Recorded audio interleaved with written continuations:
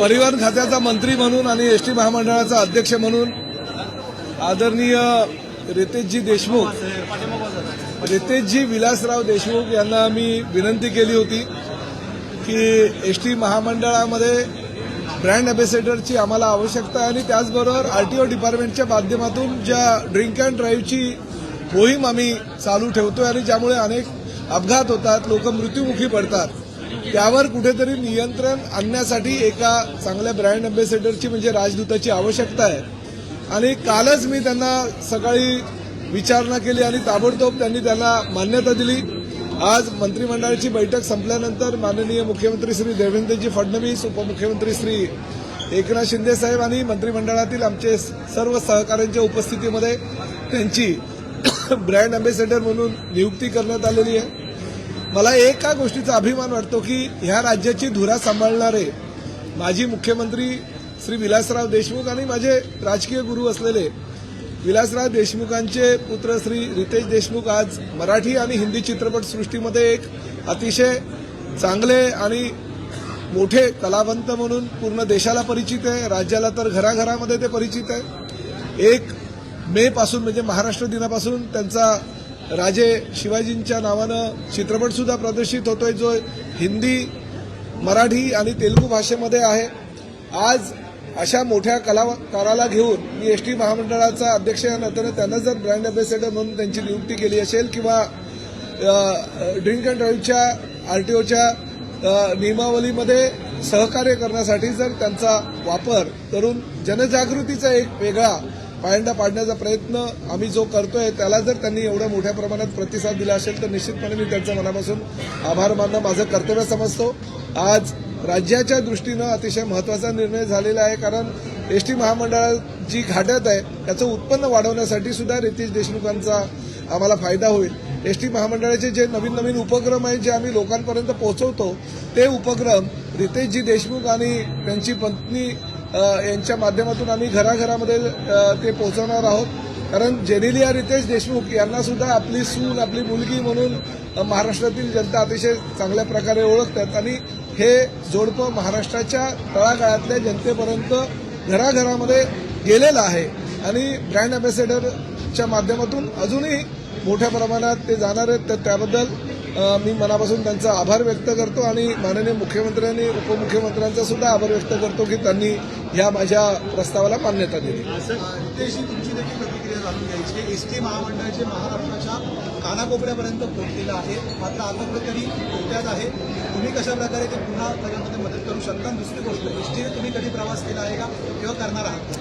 नाही, सर्वप्रथम मी प्रतापजींचा अत्यंत आभारी आहे की त्यांनी मला ब्रँड अँबॅसेडर म्हणून माझी आणि जेनेलिया यांची नियुक्ती केली। एसटी खरं म्हणजे मी लहानपणी वडिलांवर प्रवास केलेला आहे। माझ्या वडिलांचा जास्तीत जास्त प्रवास हा एसटीने झालेला आहे, परिवहन खातं पण त्यांनी सांभाळलेलं आहे आणि कुठेतरी जाऊन मला वाटतं की जी एसटी ही माझ्या लहानपणीचा एक हिस्सा होती, त्याच एसटीचं कुठेतरी मी आज ब्रँड अँबॅसेडर म्हणून नियुक्त झालो, याचा मला अभिमान आहे। आणि माझ्या परीने, जेनेलियाच्या परीने जे काही सहकार्याची गरज असेल ती आम्ही करायला तयार आहोत। आणि परत एकदा मी तो एसटीचा जातानाचा फोटो तो आणि हो ते मी त्यांना सांगत होतो की लहानपणी म्हणजे साहेब लातूर, पुणे, इतर भागात एसटीने जायचे आणि नेहमी येऊन आम्हाला सांगायचे की कसे ते दोरी ओढायचे, पैसे आम्ही द्यायचो लहानपणी, आणि तो प्रवास त्यांनी पाहिलेला आहे आणि तोच प्रवास आम्ही पण त्यांच्याबरोबर लहानपणी केला होता। त्यांचा एक फोटो अजूनही बाबळगावमध्ये आहे, जो ते एसटीमध्ये बसलेले आहेत आणि बाहेरून एक फोटो आहे आणि ते आत बसलेत। तो जो फोटो आहे ना, तो आमच्या संपूर्ण परिवाराचा सगळ्यात जवळचा फोटो आहे, कारण काय साहेब तिथे बसले होते, जी त्यांची आवडती जागा होती आणि ती होती एसटीच्या खिडकीला बसायची। ते म्हणायचे की आम्ही खिडकीला बसायचो कारण एका बाजूने वारं यायचं आणि मस्त आम्ही झोपायचो तिथे।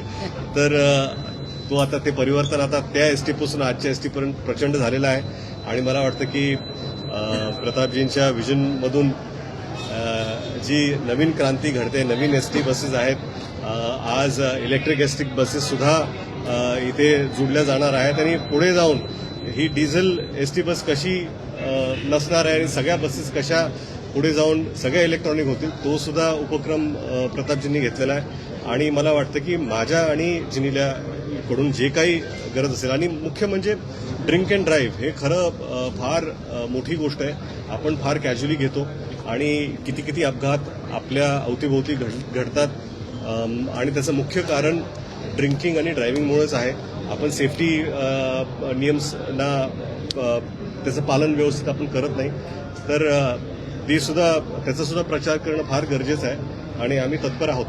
रितेशजी, मात्र गेल्या वेळेस जे पॅसेंजर होते मात्र ते काही एसटी तुम्हाला दिसले नाही. तुम्ही आता एसटी बस वगैरे करा. आपण दोघं एकत्र जाऊ. नागपूरला जाणार का एसटी? तुम्ही येता का बरोबर? नाही, पण रितेशजी, खरंच तुम्ही आणि जिंकले मॅडम आहेत, जी. तुम्ही कधी आधी आठवण सांगितली त्याची जिंकले मॅडमचा प्रवास झाला की आम्हाला माहित नाही, त्याबद्दल नाही, त्यांनी मुंबईच्या बसेसमध्ये प्रवास केला. त्यांचा जन्म लातूरचा नसल्यामुळे ते एसटी प्रवास करू शकले नाही. दोघे एकत्र जोडीने दिसाल का? अरे हो, नक्कीच ना, नक्की जाऊ ना. काय आहे त्याला? तुम्ही जो निर्णय घेतलेला आहे मराठी सक्तीचा त्या संदर्भात अनेक रिक्षावाल्यांनी आपली नाराजी व्यक्त नाही, केली आहे. आधी यांचं होऊ द्या, म्हणजे त्यांना मी पाठवतो, कारण त्या भागामध्ये त्यांना मी गेलो नाही. त्यामुळे त्यांना आधी मी सोडतो आणि त्यांच्या प्रश्नासाठी परत येतो. रितेशजी देखील एकदा जाणून घ्यायचे की परिवहन मंत्र्यांनी एक नियम घेतलेला आहे की सर्व रिक्षा टॅक्सी चालक आहेत त्यांना मराठी येणं बंधनकारक आहे ना, त्याचं परमिट आहे ते कॅन्सल केलं जाऊ शकतं.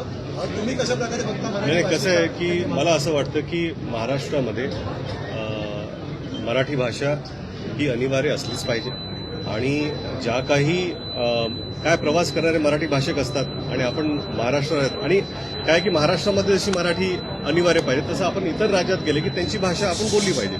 तसंच मला वाटतं की हा जो काही निर्णय आहे तो योग्यच आहे. हिंदीमध्ये अच्छा, मैं हिंदी में सबसे पहले एसटी स्टेट ट्रांसपोर्ट महामंडल का मुझे ब्रांड एम्बेसडर बनाया गया है. ये मेरे लिए बहुत बड़ी बात है क्योंकि एसटी बसेस से मेरे पिताजी बहुत सफ़र करते थे और उनका जो भी ट्रैवल था उन्होंने हमें बताया था और एसटी से मैंने भी बहुत बार उनके साथ बचपन में सफ़र मैं कर चुका हूँ. आज जाकर उसका मुझे ब्रांड एम्बेसडर बनाया गया है. ये मेरे लिए और जिले की बहुत बड़ी बात है और हमारी ओर से जो कुछ भी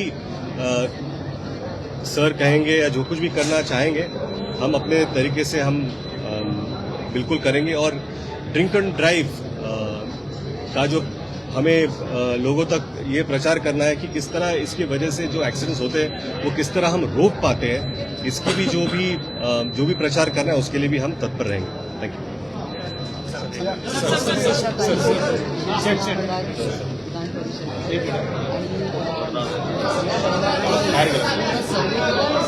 दोन मिनिटं काय